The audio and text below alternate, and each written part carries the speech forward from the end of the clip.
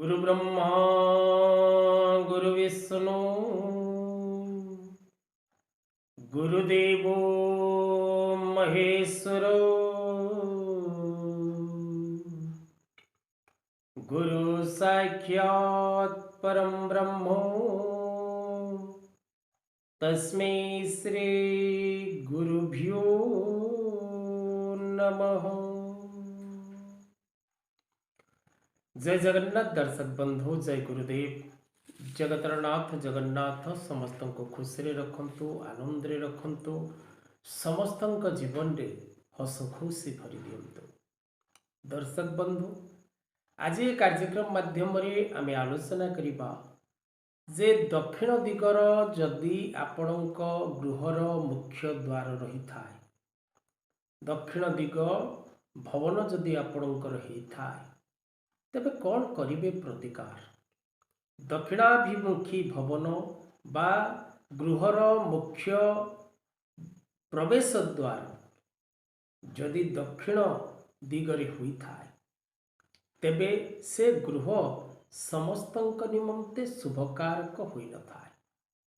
अनेक व्यक्ति विशेष मानक पई दक्षिण दिगर गृह शुभफल देवा समय रे अनेक व्यक्ति विशेष मानक जीवन रे अनेक प्रकार दुख कष्ट पीड़ा जंत्रणा नरकतुल्य व्यक्ति विशेष भोग करि थाए। दक्षिणाभिमुखी प्रवेश द्वार थिबा गृहकर्ता। तेणु जदि आपणक गृहर मुख्य प्रवेश द्वार दक्षिण दिग को होइथाए एवं आपण ताको परिवर्तन करने संभवपर हो न थाए, तेबे आपण कौन करिवे वास्तुजनित उपाय, जो उपाय करने द्वारा आपण अनेक परिमाण कम फल कुप्रभाव प्राप्त करिबारे सक्षम हेबे। दर्शक बंधु, वास्तु देवता जदि क्रोध करती, तेबे व्यक्ति विशेष कदापि सुखरे बसति बास करि पारे नाही। सदा सर्वदा व्यक्ति विशेष मानसिक दुश्चिंता मानसिक अशांति से गृह रे कदापि शांति न थाए। जो व्यक्ति विशेष मानकर घरे वास्तुदोष रही थाए, हुए तो सेमानक ठारू बड़ दुखी केही न थांती। जदि वास्तु उपयुक्त भाग पाई थाए एवं आपणकर चकड़ा पसाण जदि ठीक होता है, तेबे आपण जदि भोकरे भी थांती ताहले आपण शांति रे गृह मध्य रे बसवास करि परिबे। किंतु जदि आपणकर वास्तु ठीक नथिबो, तेबे आपण कदापि शांति रे रही परिबे नाही। तेबे दर्शक बंधु, गृह सम्मुख रे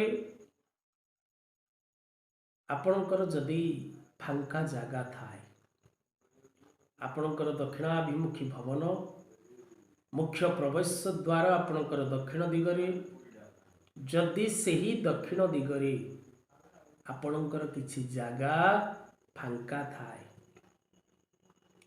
ए घरर भाग जदि 20 फुट हेई थाए कि 25 फुट हेई थाए, से 25 फुट आपणकर दक्षिण दिगर घरर शेष स्थान रु 25 फुट छाड़ी देबे। मुख्य द्वार सीधारे गोटे लिंब वृक्ष लगेबा को कदापि भूलिबे नाही। जदि आपण से घरर प्रवेश द्वार परिवर्तन न करि पारंती, तेबे गोटे लिंब गछ दक्षिण दिगर प्रवेश द्वार सम्मुख रे लगेबा को कदापि भूलिबे नाही। द्वितीय दर्शक बंधु, पंचमुखी हनुमान गोटे विग्रह फोटोचित्र मुख्य द्वार मुख्य प्रवेश द्वार द्वारबंध उपरे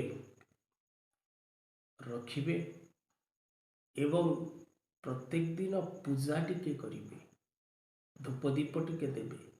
नैवेद्य न करंतु, किंतु धूपदीप दबा को कदापि भूलिबे नाही। तृतीय दर्शक बंधु,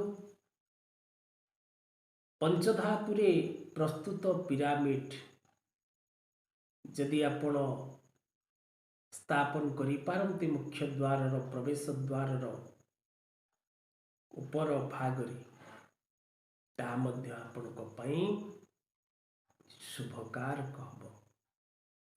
द्वितीय, प्रथम एवं तृतीय तीनोटी उपाय, गोटे हनुमान फोटोचित्र, गोटे पिरामिड फोटोचित्र बा पिरामिडटी बा लिंब वृक्षटी। चतुर्थ दर्शक बंधु, विघ्नराज गणेश, नमो गणेश विघ्नेश, गिरिजानंदन प्रभो, सर्व विघ्न विनाशाय गणाधिपतये नमः।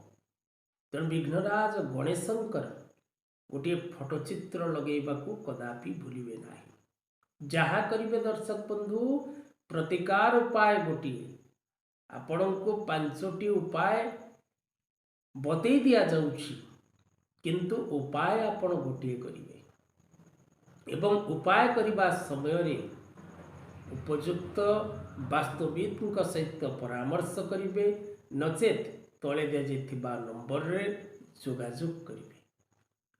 सर्वशेष रे दर्शक बंधु, आपण जदि आपणक निज नाम गोत्र रे त्रिशक्ति त्रिदेव वास्तु दोष शांति जंत्र पंचधातुरे निज नाम गोत्र रे प्रस्तुत करी मुख्य द्वार प्रवेश द्वार उपरी भाग रे लगे दियंती, तेबे मध्य आपणक गृह रे अनेक प्रकार बाधा नष्ट होगा सहित अनेक प्रकार सुख शांति प्राप्त करिवार जोग सृष्टि हो। तेबे दर्शक बंधु, आपण जदि भी नुआ घर क्रय करने को चाहते तेबे दक्षिणाभिमुखी भवन जार मुख्य प्रवेश द्वार दक्षिण दिगरे रही सेपरी भवन जदि आपण आखि नजर को आसूची तेबे निजर जातक परामर्श करी निजर राशि विचार करी गृह क्रय करने को चेष्टा करिवे। आज कथा वस्तु को एठी रखिबा। जय जगन्नाथ।